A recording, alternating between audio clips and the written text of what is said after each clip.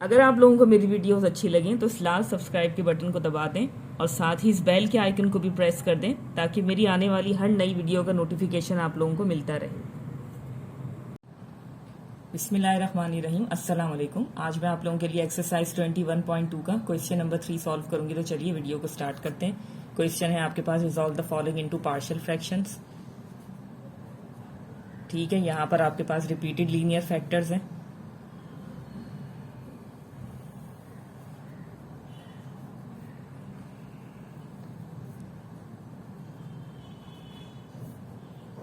ठीक है, सबसे पहले आप जो है उसको स्प्लिट कर लेंगे। किस तरीके से ये आ जाएगा आपके पास a1 अपॉन, ये देखिए यहाँ पर x-2 के ऊपर आपको जो है वो क्यूब नजर आ रहा होगा। तो सबसे पहले आप इसको 1 टाइम लिखेंगे, फिर इसका एक्सपोनेंट जो है वो आप इसका ट्वाइस कर देंगे एंड देन आपके पास आ जाएगा x-2 क्यूब फॉर्म में। ठीक है, ये बन जाएगी आपके पास इक्वेशन नंबर 1। अब आपने यहाँ पे क्या चीज करनी है, इसका एलसीएम लेना है। तो एलसीएम आ जाएगा आपके पास x-2 का होल क्यूब। ठीक है, यहाँ पर आपके पास किस तरीके से आ जाएगा, a1 आ जाएगा। देखिए x-2 आपके पास जो है वो यहाँ पे सिंगल फॉर्म में है, यहाँ पर जो है वो क्यूब फॉर्म में है। तो किस तरीके से आ जाएगा, यहाँ पर आ जाएगा आपके पास ट्वाइस। ठीक है, इसी तरीके से ये देखिए a2 के पास a2 के साथ जो है वो डिनोमिनेटर में आपके पास 2 टाइम्स है, तो यहाँ पर आ जाएगा आपके पास 1 टाइम एंड a3 क्या हो जाएगा। ठीक है, a3 जो है वो बिल्कुल इसी तरीके से आप लिख देंगे क्योंकि यहाँ पर जो है वो डिनोमिनेटर और एलसीएम क्या है, सेम है। अब आपने क्या चीज करनी है, multiplying both side by x-2 का होल क्यूब वी गेट। ठीक है, यहाँ पर आपने जो है वो मल्टीप्लाई किया तो आपके पास आ जाएगा numerator 5x² minus 30x plus 44 is equal to, यहाँ पर आ जाएगा आपके पास ये पूरा न्यूमरेटर एज इट इज।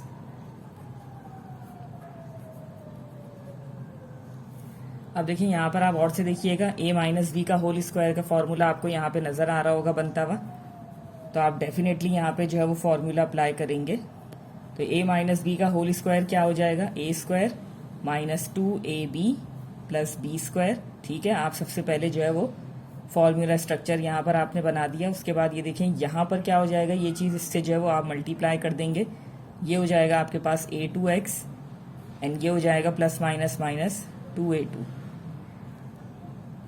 ठीक है, और ये हो जाएगा आपके पास प्लस का a3। ठीक है, यानी कि आपने इस पूरे a2 को जो है उस पूरे ब्रैकेट के साथ मल्टीप्लाई करवा दिया और ये a3 जो है वो एज इट इज आ गया। यहाँ आपने जो है वो फॉर्मूला अप्लाई करना है। a क्या है आपके पास x एंड b आपके पास क्या है 2।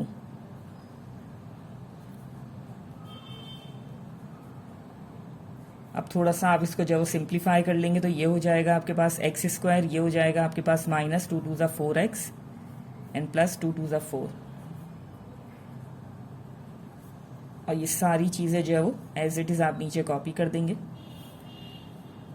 मजीद आपने क्या करना होगा, देखें इस a1 से इस पूरे ब्रैकेट को आप मल्टीप्लाई करवाएंगे तो आपके पास आ जाएगा a1x² माइनस, सबसे पहले आप लिखेंगे यहाँ पे कोफिशिएंट 4, उसके बाद आएगा a1x प्लस 4a1। ठीक है, ये आपने पूरा मल्टीप्लाई करवा दिया। ये सारी चीजें जो है वो एज इट इज आ जाएंगी नीचे।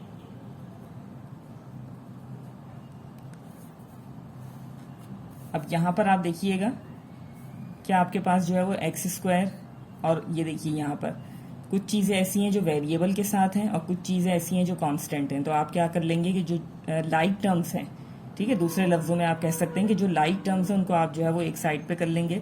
तो यहाँ पर देखिए x² वाली जो है वो सिर्फ यही टर्म है, यहाँ पर जो है वो किसी भी दूसरी टर्म के साथ जो है वो x² मौजूद नहीं है। ठीक है, तो ये आप जो है उसको एज इट इज लिख देंगे। अब देखें x वाली टर्म्स आपके पास कितनी है, 2 हैं। ठीक है,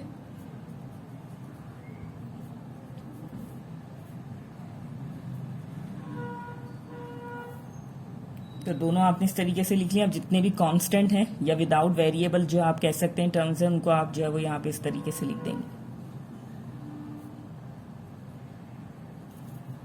ठीक है, ये तीनों कांस्टेंट टर्म्स थी, ये यहाँ पर आ गई, या इनके अंदर वेरिएबल मौजूद नहीं था तो आपने इस तरीके से इनको जो है वो एक साथ लिख दिया यहाँ पर। अब ये देखें ये क्या हो जाएगा, a1x²। अब यहाँ से मैं क्या चीज़ कर दूंगी, दोनों के अंदर से जो है वो आपके पास माइनस का x जो है वो कॉमन आ रहा है। ठीक है, तो यहाँ पर आपके पास बच जाएगा 4a1 एंड यहाँ आ जाएगा आपके पास माइनस का a2। ठीक है, देखिए दोनों टर्म्स में से मैंने नेगेटिव साइन कॉमन लिया तो अब साइन चेंज हो जाएंगे, इसका साइन नेगेटिव था पॉजिटिव हो गया, इसका पॉजिटिव था नेगेटिव हो गया। ठीक है, और दोनों में से x बाहर चला गया तो आपके पास यहाँ आ जाएगा 4a1 एंड यहाँ आ जाएगा आपके पास सिंपल a2।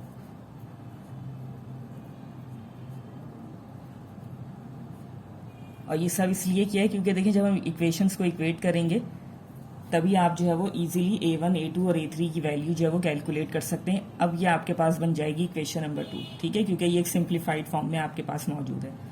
अब देखिए यहाँ पर क्या चीज़ है, इसको आप दोबारा यहाँ इसी तरीके से लिख लें। अब देखिए गौर से देखिएगा, यहाँ पे अगर कांस्टेंट्स की बात करें तो आप यहाँ पे तीनों कांस्टेंट आपके पास जो है वो a1, a2, a3 है। तो ठीक है, सबसे पहले जो है वो हम यहाँ पे कांस्टेंट को नहीं इक्वेट कर सकते क्योंकि a1, a2, a3 तीनों एक साथ हैं। ठीक है, और यहाँ पर अगर हम जो है वो अगर x को इक्वेट करने जाएंगे, ठीक है, तो यहाँ पर भी आपके पास जो है वो दो कांस्टेंट एक साथ हैं a1 और a2।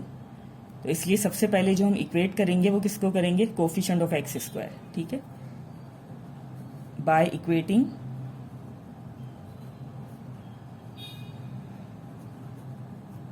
the coefficient of x² in equation number 2 we get।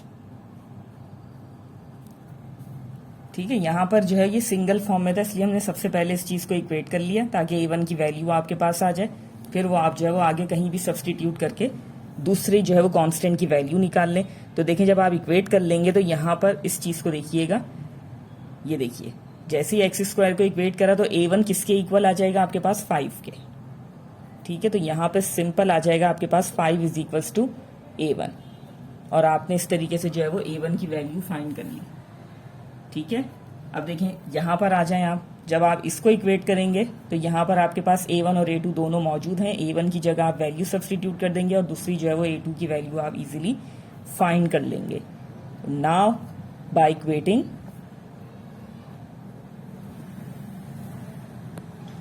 the coefficients of x in equation number 2 we get।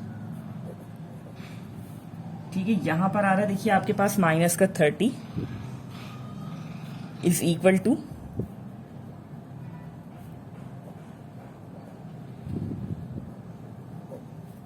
ठीक है, इस पूरी चीज को देखिएगा, ये देखिए यहां पर आपने जो है वो इक्वेट कर लिया तो यहाँ पर ये क्या हो जाएगा, ये देखिए इस कोफिशिएंट के साथ माइनस का साइन है, ये भी आप लेंगे पूरा माइनस का 30 एंड इस पूरे ब्रैकेट के साथ जो है वो बाहर माइनस का साइन है तो ये भी आपने लेना है। ठीक है, तो ये चीज इस तरीके से आ जाएगी आपके पास। अब आप चाहें तो सबसे पहले इस माइनस के साइन को जो है वो खत्म कर सकते हैं, ये इस तरीके से आ जाएगा आपके पास माइनस का 4a1 and minus minus plus a2। अब सिंस करके यहाँ पे रेफरेंस दे देंगे कि a1 जो है वो आपके पास किसके इक्वल है 5 के, तो देयरफॉर यहाँ पे जब आप वो वैल्यू सब्सटीट्यूट करेंगे, ये देखिए a1 की जगह आपके पास आ जाएगा 5। ठीक है, ये हो जाएगा माइनस का 30 इज इक्वल्स टू माइनस 4 5 हो जाएगा आपके पास 20 प्लस a2 की वैल्यू चाहिए -20 जो है वो लेफ्ट हैंड साइड पे आप शिफ्ट करवा देंगे, वहां जाके प्लस का 20 हो जाएगा is equals to a2 and minus plus minus 30 में से जब आप 20 को माइनस करेंगे तो आपके पास आ जाएगा माइनस का 10। तो आपके पास a2 की वैल्यू आ गई -10। ठीक है,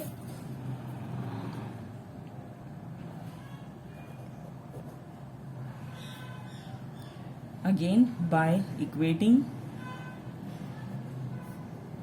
the constants in equation number 2 we get. ठीक है, देखिए अब आपके पास a1 और a2 की वैल्यूज आ गई हैं तो अब आप a3 जो है वो इजीली इससे फाइंड कर सकते हैं। तो जब आप कांस्टेंट्स को जो है वो इक्वेट करेंगे तो आपके पास आ जाएगा 44 इज इक्वल टू ये पूरी कांस्टेंट टर्म जो कि है आपके पास 4a1 -2a2 and plus a3। ठीक है। अब सिंपल आपने जो है वो यहाँ पे रेफरेंस देना है। A1 है आपके पास 5 एंड A2 आपके पास क्या है -10। तो देयरफॉर ये चीज क्या हो जाएगी आपके पास 44 इज इक्वल टू 4। A1 की जगह आप पुट कर देंगे 5 -2, A2 की जगह रख देंगे आप -10 plus A3 is equal to ये हो जाएगा आपके पास 4 5 20 minus minus plus 2 10 20 plus A3 ये हो जाएगा आपके पास प्लस प्लस प्लस 20 एंड 20 आपके पास हो जाएगा 40। नेक्स्ट आपने क्या करना है, 40 को जो है वो 44 के पास लेके जाना है ताकि आप A3 की वैल्यू फाइंड कर लें। प्लस माइनस माइनस 44 में से आप 40 माइनस करेंगे तो आपके पास आ जाएगा रिजल्ट 4। अब आपके पास जो है वो तीनों कॉन्स्टेंट्स आ गए, A1 A2 एंड A3 की वैल्यूज आ गई। अब आपने क्या चीज करनी है, इसको इक्वेशन नंबर 1 के अंदर जो है वो पुट करना है। ठीक है, जो बेसिकली आपने यहाँ पे फाइंड करना था।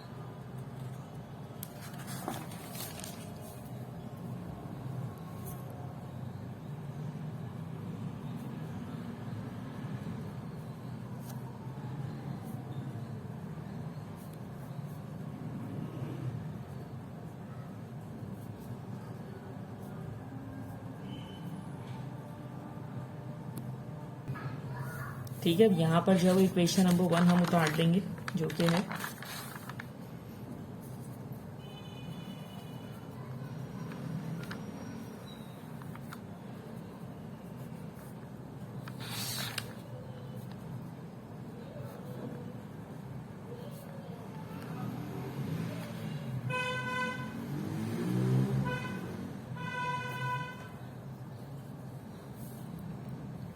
ठीक है। जो भी वैल्यूज आपने A1 A2 और A3 की पीछे फाइंड की है वो आप यहाँ पे जो है वो रख देंगे। ठीक है, A1 की वैल्यू है आपके पास 5, A2 है आपके पास -10 एंड A3 है आपके पास 4।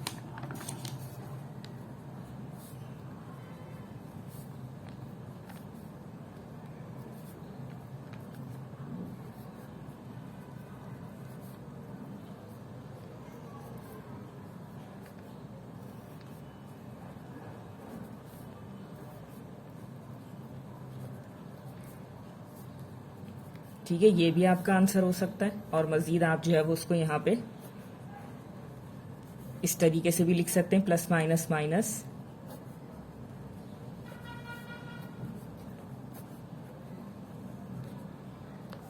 ठीक है, this is your required answer. तो चलिए यहीं पे मैं अपनी वीडियो को एंड करना चाहूंगी इसी उम्मीद के साथ कि जो भी मैंने आपको एक्सप्लेन किया बहुत अच्छे से आपकी समझ में आ गया होगा। अगर वीडियो अच्छी लगी तो लाइक एंड शेयर जरूर कीजिएगा। मिलते हैं फिर आप लोगों से अगली वीडियो में, तब तक के लिए अल्लाह हाफिज।